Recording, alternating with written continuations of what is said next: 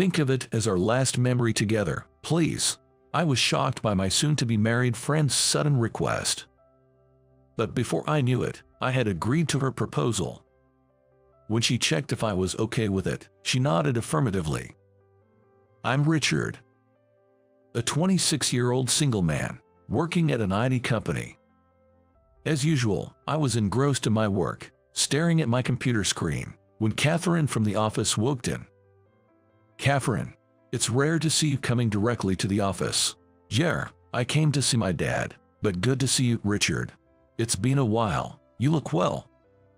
As Catherine smiled at me, I felt a sudden flutter and a twinge of pain in my heart. Trying not to let her notice my pain, I quickly looked away and said, "I think the boss is in his office, seeing her off." As soon as she was out of sight, my colleague, Bob, sitting next to me, grinned and began to speak. "Catherine, as always, looks gorgeous. You grew up with such a beauty, Richard. I'm jealous." Yes, the truth is, the CEO's daughter, Catherine, and I were childhood friends. When I was 11, my parents divorced due to my father's infidelity. Taking this as an opportunity, my mother moved us to the neighboring town, and I had to change schools. My mother showered me with all the love she could, but due to financial constraints, I always wore hand-me-down clothes. Even though I didn't care, my classmates naturally distanced themselves from me. I didn't have the latest comics or games, so I felt out of place in class discussions and had a dreary school life. One day, as I walked down the school hallway alone, Catherine approached me. "You know, my dad's company is hosting a computer course for kids. Want to come?" While I wore old clothes, Catherine always wore flashy branded dresses. She was an odd one out, but for a different reason. Being the daughter of an IT company's owner, she was a genuine rich kid, but that drew resentment from our classmates. Also, with her stunning looks, beautiful eyes, and long curled eyelashes, she was the envy of many girls. Considering all this, I wondered why she would invite someone like me and asked, "Why?" Then Catherine made a surprising remark. "We're both kind of outcasts in class, aren't we? I've always wanted to prove them wrong, and next month we'll start computer classes. If we learn ahead of time, maybe they'll see us differently. Employees from my dad's company will teach for free. Want to join?" Indeed, I was interested in computers, and the idea of learning for free was appealing. Also, like Catherine said, I wanted to show our classmates what we could do, so I accepted her invitation. When I went to the IT company for the course, Catherine's father, Mr. Johnson, warmly welcomed me. "Richard, nice to meet you. Thanks for coming. If you have any questions, just ask." Even though I wore worn-out clothes, Mr. Johnson greeted me with a kind smile. I was nervous at first, but the staff were all friendly, and I soon found myself engrossed in the course. Mr. Johnson even praised me, saying, "You have a knack for a computer." Looking back, I think this was a turning point in my life. 2 weeks after the course, when we had a computer class in school, Catherine and I were the first to finish our tasks. The teacher praised us and told the other students, "If you have questions, ask the teacher or these two." Since the teacher was already bombarded with questions, some students naturally came to Catherine and me for help. After helping them out, our classmates started to see us in a new light. Every time there was a computer class, we shined and became somewhat of heroes in the class. Even though we were just recently the outcasts, I never thought this day would come, and I was really thankful to Catherine. If Catherine hadn't invited me to the course, I wouldn't be who I am now. Thanks a lot. I should be the one thanking you. Seeing you working hard made me want to do my best too. From that event, our relationship deepened. Since then, I continued studying computers and, fortunately, right after graduating from high school, I secured a job at the company run by Mr. Johnson. I was the only one with just a high school diploma there, but Mr. Johnson always warmly told me, "I have high hopes for you." Now, I'm actively involved in the children's computer courses held at the company and teach them. Even if they are like me, without much money in their younger days, I hope many kids get the chance to experience using computers. Work is fun and volunteering is fulfilling. Living such satisfying days was truly all thanks to meeting Catherine. As I was reminiscing about these memories, Bob mockingly remarked, "But Catherine is getting married next month, right? Then you won't be able to chat like now." Yes, Catherine is indeed about to get married. Her fiancé is the heir of a listed company, and they have been dating with marriage in mind since their matchmaking half a year ago. Though Catherine's computer skills are outstanding, lately, she's been mainly doing remote work preparing for her life as a housewife and rarely shows up at the office. She's being groomed to be the future CEO's wife, so she probably doesn't need to work. And so, the chances of meeting her have been gradually decreasing. When I joined the card company, I was happy thinking I can always be with Catherine, but her world as the CEO's daughter and mine are just too different. I've had special feelings for her since long ago, but I realized I've been suppressing them. Catherine is getting married soon. I need to get over it. I kept telling myself that, but later, I encountered an unexpected event. On Friday, I wonder how I should spend tomorrow. I was lost in thought when suddenly Catherine gave me a call. It's been half a year since she last contacted me. My heart raced as I answered, and she made an unexpected proposal. "Hey, are you free tomorrow? If you are, can you hang out with me for a day?" Hang out with me? She's about to get married. Is it okay for her to hang out with someone like me even if we've been close since childhood? But Catherine insisted. "I just want to visit places from our student days. When I get married, I won't be able to visit my hometown often. So think of it as making the last memory, please." Since Catherine was so passionate, I eventually agreed. But I never thought I'd be going out with her alone after grown-up. This is like a date. The next day, I got dressed and headed to the park where Catherine told me to meet. Catherine had already arrived, and she looked stunning in a pink dress that I couldn't help but stare. Upon seeing me, her eyes sparkled. "Richard, I'm sorry for asking this of you suddenly, but I really wanted to reminisce." "You don't have to apologize. I was free anyway. By the way, this park, we used to come here a lot." Seeing her dressed up made my heart race, but I brought up the park, and Catherine smiled happily. "Yes, I wanted to visit after a long time. The playground equipment is well maintained, and it hasn't changed at all. It feels like we've time traveled back to our childhood." Yeah, those were the days. We played freely and had a lot of fun. So, we decided to visit our old haunts and reminisce about the past. I and Catherine went to the public library we used to frequent to study computers and remembered the convenience store we used to stop by during our high school days. We then headed for lunch at a burger shop where we had been to for the after-party of their high school fair. In high school, both of us were in the computer club. We had fun every day. The burgers here are still as delicious as ever. Yeah, I was poor, so I rarely got to eat out. But thanks to the earnings from the school fair, I was lucky enough to afford it. Indeed, although I am financially stable now, back in the day I was really short on cash. Perhaps that's why I couldn't confess my feelings to Catherine. I probably unconsciously felt we weren't a good match. Also, the fear of ruining the good relationship we had if the confession went wrong was unbearable.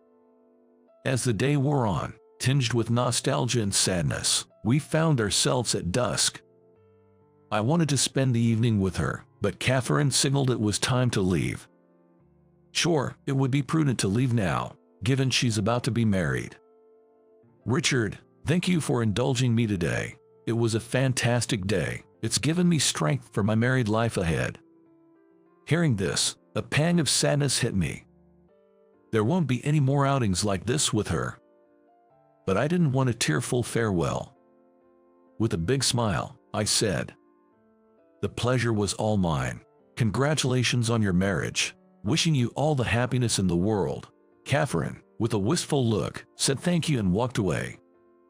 I went home with a heavy heart, but I was later embroiled in an unexpected issue. After enjoying my first and last date with Catherine, I headed to the office on Monday with mixed feelings. Then, Bob approached with a mischievous grin.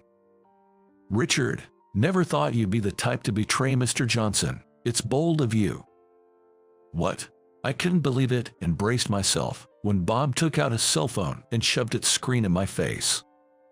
On it was a video of me and Catherine walking side by side, with Catherine saying, "Let's go grab some burgers." Bob had sneakily filmed us.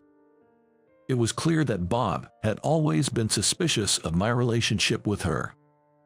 Sweating profusely, I thought about the consequences. Of course, I've already shown this video to the boss. Worst case scenario, you could even get fired. Well, I guess it's karma. Bob walked away with a mocking laugh. As I watched him leave, I felt a sinking feeling and went to my desk. Sure enough, I was soon called by Mr. Johnson for a talk. The other employees looked on with curious expressions, but Bob clearly found amusement in the situation. "Brace yourself," I told myself as I headed for Mr. Johnson's office. Mr. Johnson said take a seat. The boss always had a way of staying calm and collected no matter what, and I deeply admired that about him. I felt guilty for inadvertently betraying such a person. As I waited for Mr. Johnson to speak, the unexpected happened. "I've seen the video Bob showed me. I haven't seen Catherine looking that happy in a long time. Thank you for spending time with my daughter." Wait, Mr. Johnson. I had assumed he was going to be reprimanded for going out with Catherine, so I was taken aback by the boss's gratitude. Mr. Johnson continued, "I need to tell you something in confidence." He began to share a shocking revelation. 3 months ago, Catherine had a checkup and found out she has some reproductive issues. She's healthy, but it seems she might have trouble conceiving in the future. She was devastated. Hearing this, I was at a loss for words. Then, another revelation hit. Catherine's fiancé, a well-to-do gentleman, had wanted to marry her despite the news. However, his parents were strongly against it.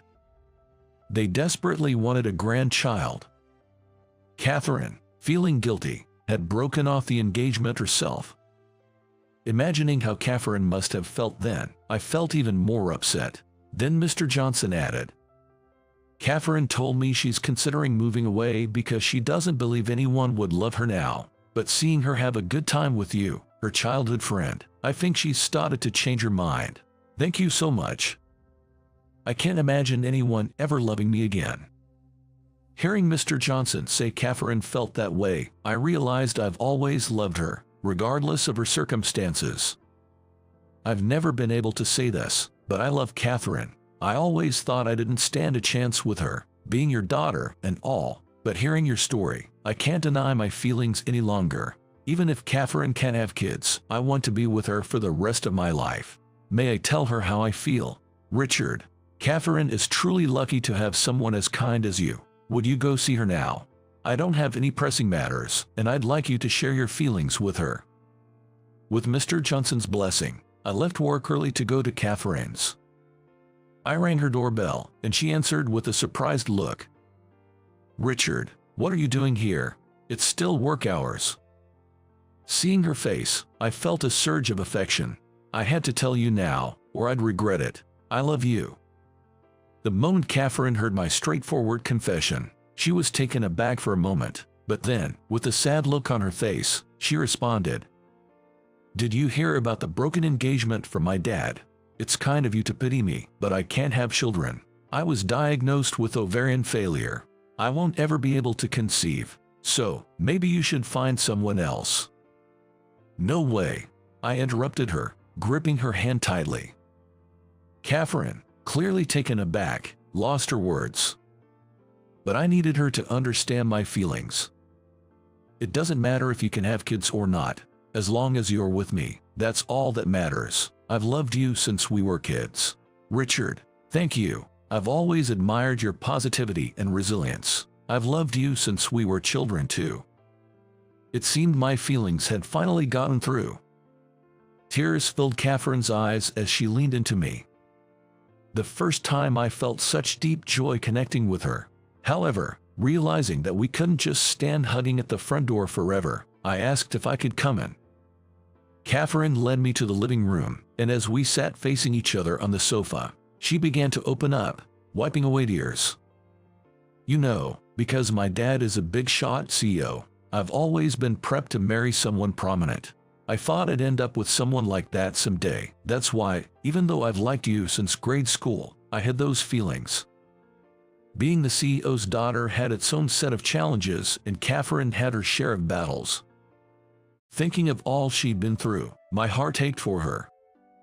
My ex-fiancé was a really decent guy. I didn't get the butterflies with him like I did with you, but I tried to convince myself it was the best choice, especially for my folks. But when I found out I couldn't have kids and the engagement ended, I finally figured out what I really wanted.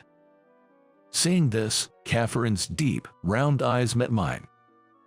Richard, you're so good with kids and even do volunteer work, but I can't have children. I thought it'd be best for both of us if I stepped back. Are you sure you're okay with that? Holding her hand gently, I looked into her eyes. It's not about okay or not okay. To me, there's only you, Catherine. I don't see any issue. As long as you're smiling by my side, that's all I need. Richard, truly, thank you. From there, our relationship blossomed. We officially began dating and tied the knot 6 months later. Bob, who assumed I'd get the axe, was naturally floored by this twist. Who would have guessed you would marry the CEO's daughter? And you're likely the next CEO. Man, I'm green with envy. I wish I had a stroke of luck like that. To which I responded, if you keep pushing forward and giving it your all, things will turn around for you too, Bob. This was a new side of me to Bob, and he seemed taken aback, but that's what life's journey had taught me. After starting my computer classes and pouring in the effort, I felt my life had taken a positive turn. When I reached home, my son Mason excitedly ran up saying, "Dad, show me how to use the computer." Mason, our adopted son, was 10 years old. You got it. Let's dive right in. With that, Mason and I headed over to the computer. In the background, Catherine watched with a warm smile. With the love that Catherine and I share, I'm sure Mason will grow up surrounded by happiness.